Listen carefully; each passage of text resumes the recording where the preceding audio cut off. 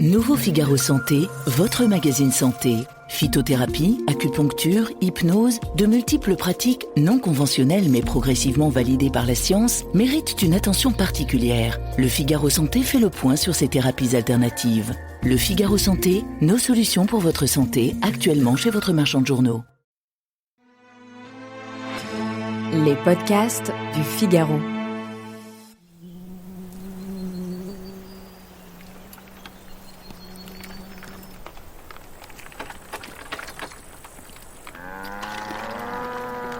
Nous sommes plusieurs siècles avant notre ère. Plus précisément en 753 avant Jésus-Christ, le 21 avril. Le soleil de printemps réchauffe la terre et une odeur d'herbe coupée parfume toute la vallée. Au pied d'une vaste colline, non loin d'un fleuve, un homme avance lentement et en silence. Il suit un cercle tracé par quelques grosses pierres au sol. Avec une charrue, il trace un sillon étroit mais profond. 2 bêtes forment l'attelage, une vache, gage de fécondité, et un taureau, gage de puissance. Derrière lui, des hommes en capuche psalmodient en file indienne. Mais que font-ils ? Ça ne sert plus à rien de labourer. À cette époque de l'année, il faudrait plutôt laver et tondre les brebis juste avant la transhumance. Ce n'est pourtant pas l'intention de notre homme à la charrue. Quelques heures plus tôt, il est monté sur la colline et a étudié le ciel. Il a pris les auspices et attendu un signe du grand Dieu qui veille aux destinées de la communauté. Jupiter.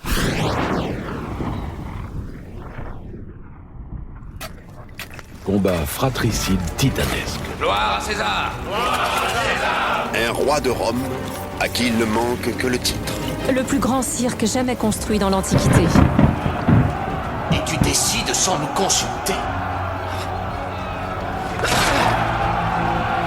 Qui osera prétendre que ce n'est pas un meurtre? Caius, Octave, Il sait qu'il peut encore tout perdre. César. Rome va redevenir ce qu'elle a été un jour.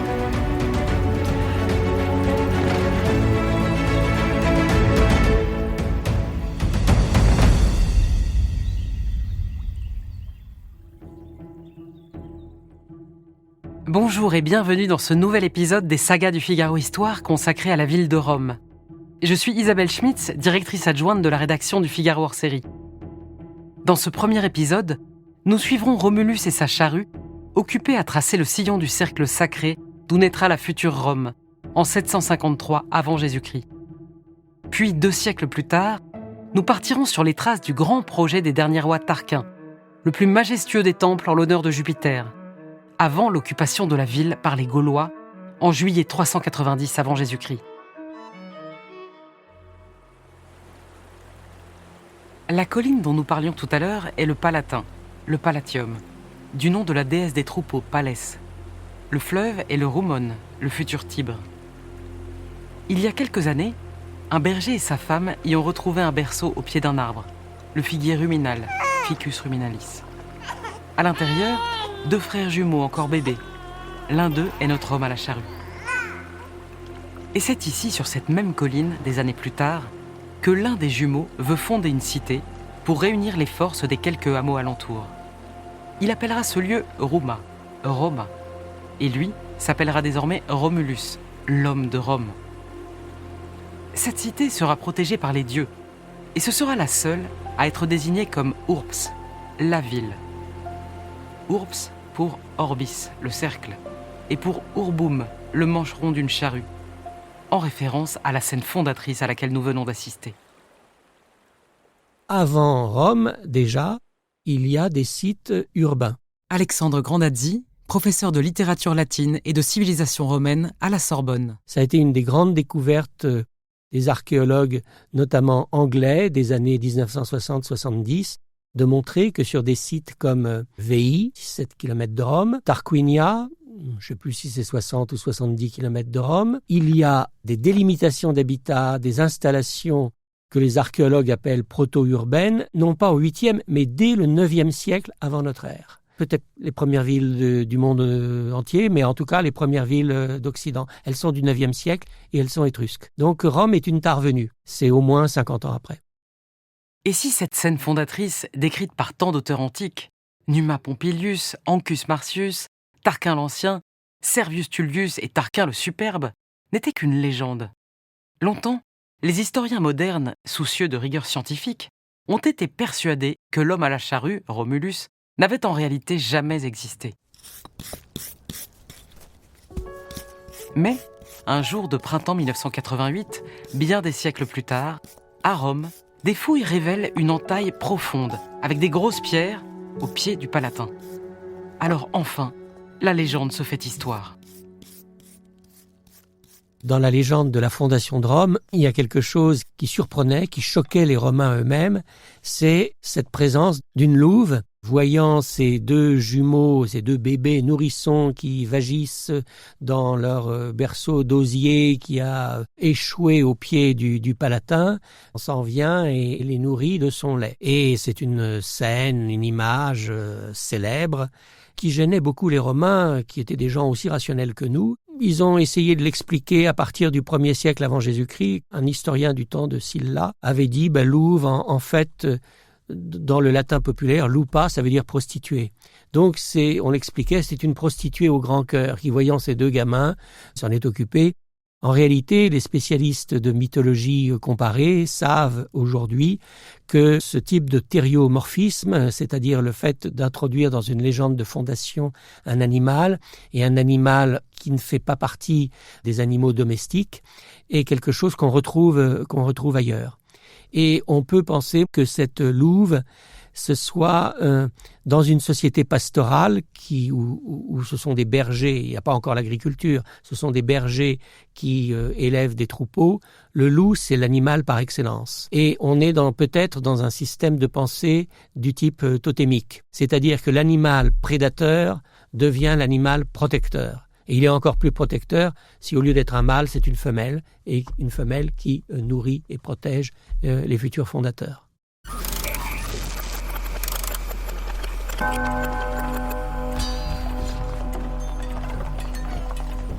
Un peu moins de 2 siècles plus tard, en 525 avant notre ère, un nouveau temple en l'honneur de Jupiter voit enfin le jour à Rome. Il est éclatant. Sur son toit et son fronton, on y voit des sculptures en terre cuite et des scènes historiques sont dessinées tout le long de sa corniche. Cela faisait déjà 2 générations que les Romains travaillaient dessus. Il faut dire que ce projet n'était pas évident. Le temple se trouve sur la plus haute colline de Rome, le mont Tarpéien, et cette colline est constituée de 2 sommets. Aucun n'était suffisamment large pour accueillir le socle massif du futur temple. Des centaines de prisonniers ont alors été recrutés comme terrassiers pour niveler le terrain. Ensuite, sous le règne de Tarquin l'Ancien, il a fallu creuser les fondations dans un sol argileux et instable. À presque 8 mètres de profondeur, des tranchées de 6 mètres de largeur ont été remplies de milliers de dalles extraites des carrières alentours et taillées sur place. Chacune d'entre elles pèse 200 kilos. Elles forment à 5 mètres du sol un socle solide de 63 mètres de longueur et 53 de largeur. Et enfin, le temple. On y accède par un large escalier, une quinzaine de marches, qui part du forum de la ville. On tombe alors sur une succession de colonnes de 14 mètres, 6 en façade, 7 sur les côtés, qui supportent de longues poutres de bois cachées par des plaques de terre cuite. Le tout forme un espace cérémoniel à la fois couvert et ouvert. La charpente, aussi en bois, soutient un toit de plus de 11 000 tuiles, chacune pesant 13 kilos. Près de 165 tonnes d'argile ont été utilisées pour les créer. Sur le fronton s'élance un quadrige, ce char antique à 4 chevaux conduit par Jupiter. Ce temple accueille 3 chapelles. Celle du centre, la plus grande, est consacrée à Jupiter roi. À ses côtés, une chapelle pour Junon reine et une autre pour Minerve.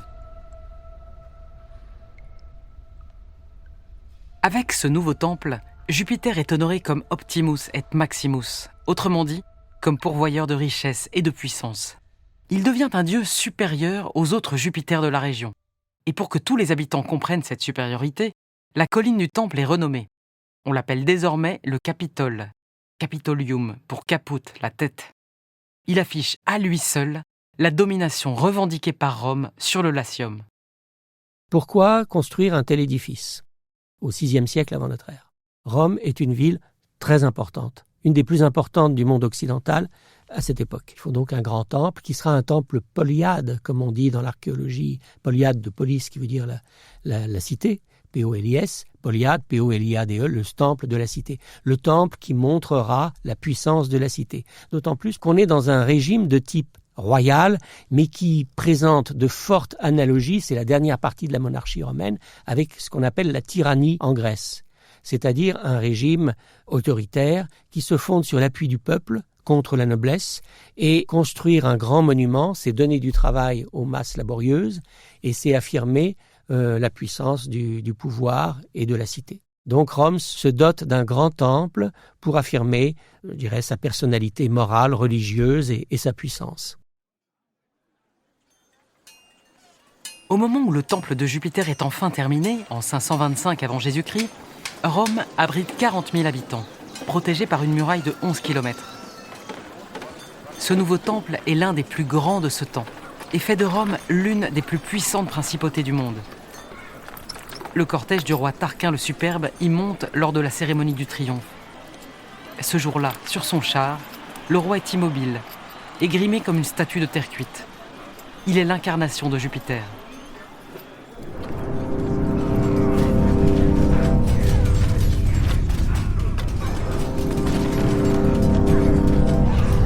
Mais un peu moins de 20 ans plus tard, le roi étrusque Porséna envahit Rome et chasse les rois de la ville. La royauté est remplacée par la République, dirigée non plus par un seul individu, choisi par le Sénat et détenteur à vie de sa fonction, mais par 2 consuls, élus pour 1 an seulement par le peuple romain. Alors, que faire d'un tel temple dans ce nouveau régime ? Pour ne pas rendre tous ces efforts inutiles et continuer à bénéficier de la protection de Jupiter, le temple est reconsacré pour accueillir tous les grands événements historiques de la ville. Si par la suite il sera incendié 3 fois, il sera 3 fois reconstruit à l'identique grâce aux solides fondations établies 6 siècles avant notre ère. Le temple de Jupiter est un monument colossal pour une gloire colossale. Il devient le symbole de la nouvelle Rome.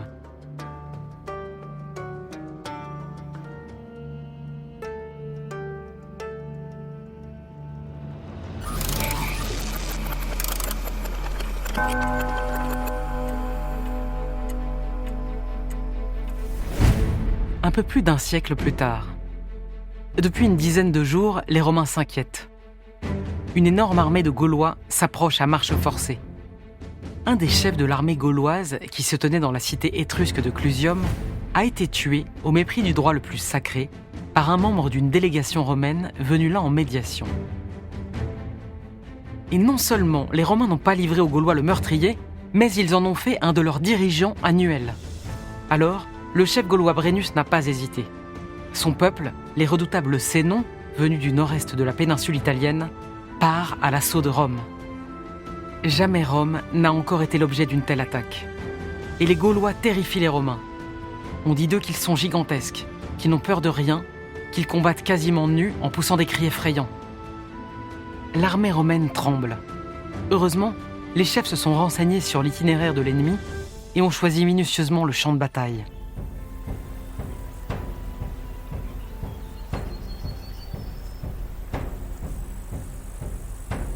En ce 18 juillet 390 avant Jésus-Christ, les soldats romains attendent les Gaulois à la confluence du Tibre et de l'Allia. Le fleuve d'un côté et les collines de l'autre réduisent la largeur de la plaine à 1 seul kilomètre. Ils sont disposés en plusieurs lignes et ils devraient pouvoir bloquer le passage à l'envahisseur. Ils ne sont que 15 000 contre plus de 30 000 Gaulois. Soudain, un nuage de poussière apparaît.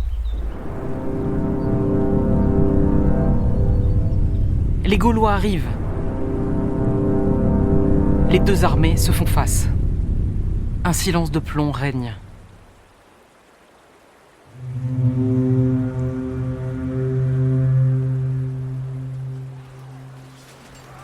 Puis le bruit rauque des trompes, le cliquetis des armes, le cri des blessés, les hurlements sauvages des Gaulois et leurs épées de fer à double tranchant, bien meilleures que celles des Romains.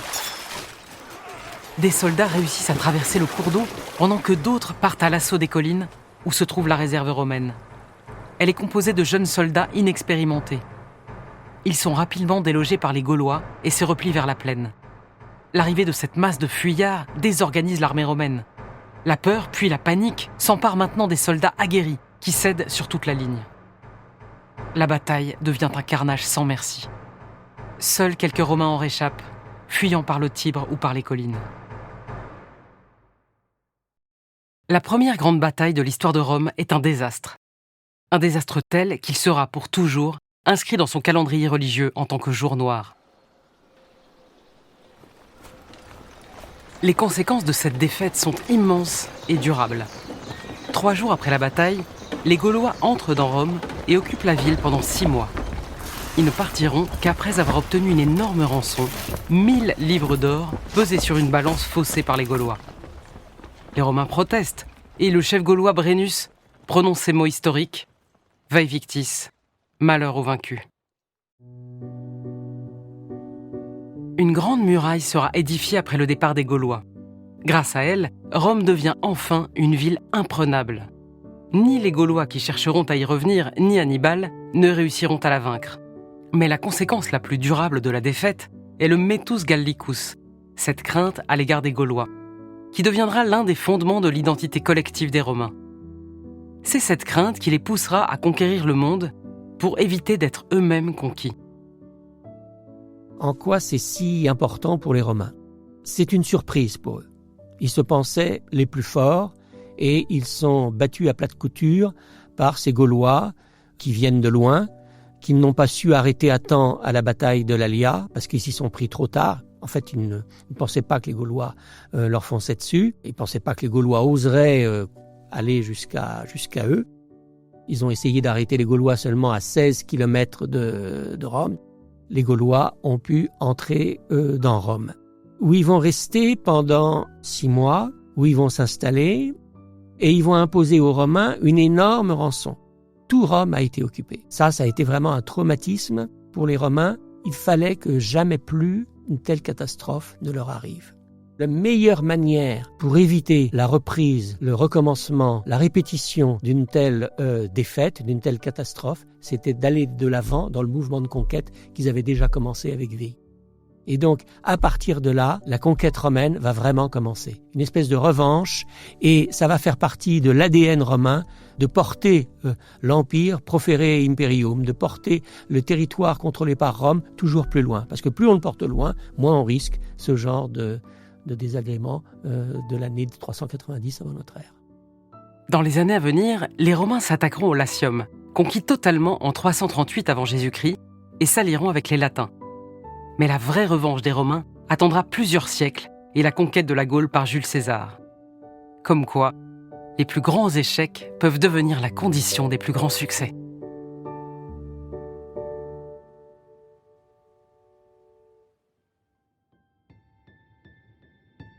Merci d'avoir écouté ce premier volet des sagas du Figaro Histoire consacré à la ville de Rome. Dans le 2e épisode, nous acclamerons le généralissime Paul-Émile, de retour à Rome après avoir vaincu Persée, le dernier roi de Macédoine, en 167 avant Jésus-Christ. Puis nous assisterons en l'an 44 à la mort de Jules César, trahi par ses plus proches amis, dont son protégé Brutus, menant à l'émergence du premier empereur romain, Auguste. Cet épisode a été adapté pour l'audio par Salomé Boulet, d'après le texte d'Alexandre Grandazzi pour le Figaro hors-série, avec la participation exceptionnelle de l'auteur et historien. Il a été réalisé par Astrid Landon. À la production, Aude Cérès et Salomé Boulet. Prise de son, Louis Chabin. Le Figaro hors-série romantique La légende des siècles est disponible en kiosque et sur Figaro Store. Vous pouvez retrouver les sagas du Figaro Histoire sur le site du Figaro, rubrique podcast, et sur toutes les plateformes d'écoute. Si vous avez aimé cet épisode, n'hésitez pas à donner votre avis en commentaire. Et n'oubliez pas de vous abonner pour ne pas manquer la suite.